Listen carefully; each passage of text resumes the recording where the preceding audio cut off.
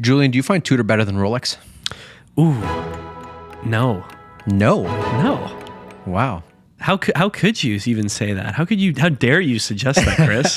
For me, Tudor, I'm insulted. Well, hold on. Let me answer. Yeah. For me, Tudor is the new Rolex. Rolex was a tool watch back in the day. It was affordable luxury for the everyday man, and it has now grown to represent luxury and prestige, while Tudor is still accessible, doesn't have wait lists, doesn't have allocations, has much more brush surfaces, represents much better value.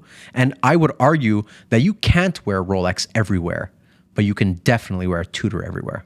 I think you're misrepresenting the origins of Tudor, first of all. Tudor was started by Hans back in the 50s or 40s. It was that early. Yeah, as an affordable alternative to a Rolex. It was more like a testing ground. You're right. It was more of the affordable sort of, using scrap designs. They discontinued certain designs that Rolex would produce, and Tudor would just kind of start taking them. And they'd basically be using Rolex parts. Most of the components were Rolex parts. Crowns, bracelets, clasps, these sort of things were stamped Rolex, bezels even, cases, all this kind of stuff, right? All these different components. Now the movements were Swiss generic generally. They were minorly manipulated Swiss generic, generally ETA stuff, that kind of stuff.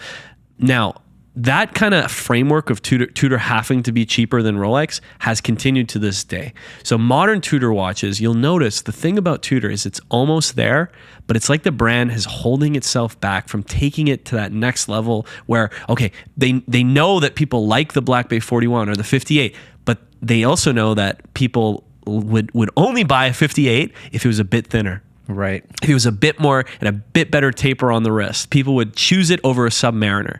These like little details. If the bezel had a more satisfying click, like little tiny details where they know they cannot ward off Rolex So they buyers. deliberately hold deliberately it back are to definitely not outshine the system. 100%. Look at the new release Black Bay 41 Chronos. That's another great part, right? Yeah.